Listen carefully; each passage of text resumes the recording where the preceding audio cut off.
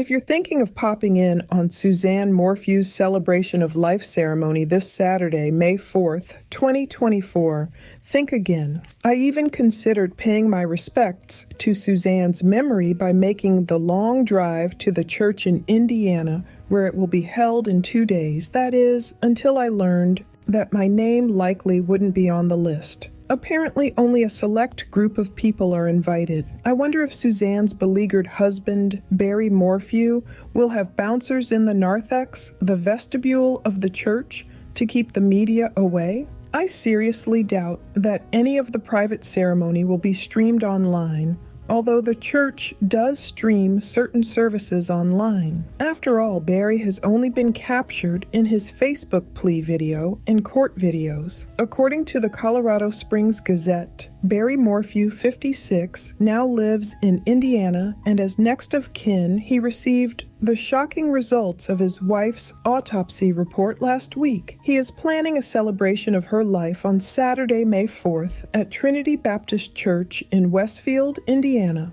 However, when local Indiana folks and others in Facebook groups dedicated to finding justice for Suzanne began contemplating attending the ceremony in person, they were met with claims that the ceremony is invitation only and that Barry didn't even invite members of Suzanne's own family to her celebration of life. The private ceremony is reportedly invite only, and apparently Suzanne's own loved ones didn't make the cut to come celebrate her life with Barry and the Morphew daughters. Perhaps Barry's attorneys made the list. As more news about this horrible case of the murdered mother of two reveals itself, the more devastated one feels for Suzanne's loved ones, who are posting tributes to her in the wake of her recent birthday. In fact, I was shocked last night as I watched the Nancy Grace video linked to below titled Suzanne Morphew Shock Autopsy, Shot with Tranquilizers.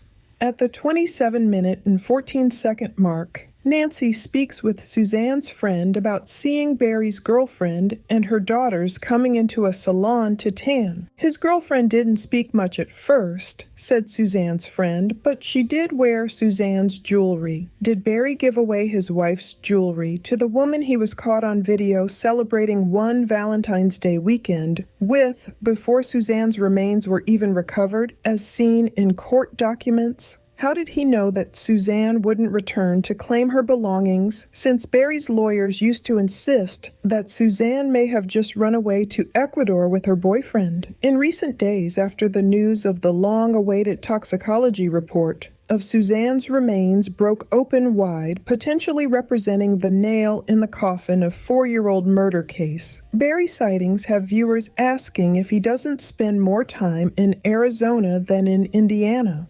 Specifically, Barry was believed to be spotted in Cave Creek, a town in Maricopa County, Arizona. It is part of the Phoenix metropolitan area. A Twitter user posted a photo on April 29, 2024, of a man who bears a striking resemblance to Barry, but he claimed he wasn't the man under the white-hot spotlight as an accused murderer. She wrote, "I'm pretty sure we met Barry while we were visiting our kids in Phoenix a month ago. That's my stepdaughter asking him if he's Barry, and he just shook his head no.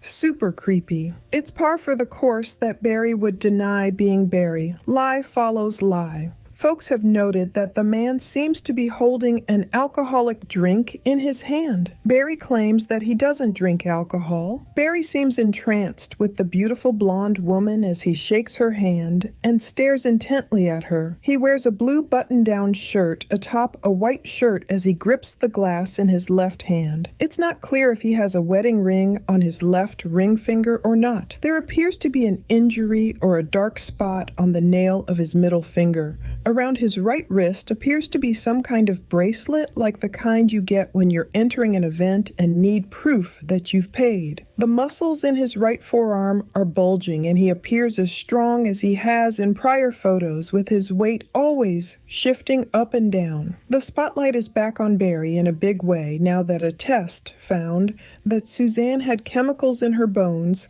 that do not appear naturally in humans, according to the Colorado Bureau of Investigation and the official autopsy report. The tests came from the bone marrow of Suzanne's femur.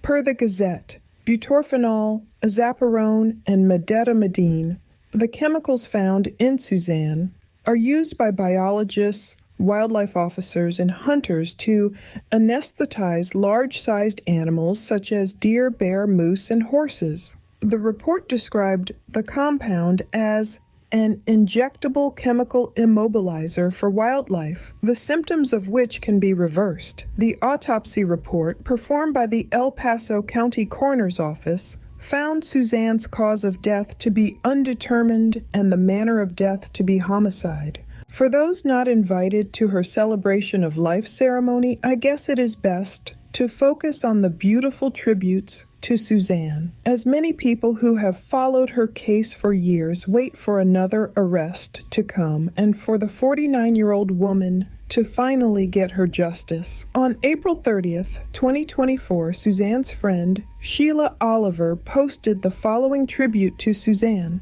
Happy birthday to the one who would find joy in the simplest things, who loved to jam to great music, and who would always make me laugh, usually until I'd pee my pants. I sure miss making memories with you, Suzanne Morphew. Love you. P.S. An oldie pic of our pre-kid days. Let's close with Joel 2:13. Rip your heart to pieces in sorrow and contrition, and not your garments. Now return in repentance to the Lord your God, for he is gracious and compassionate, slow to anger, abounding in loving kindness, faithful to his covenant with his people.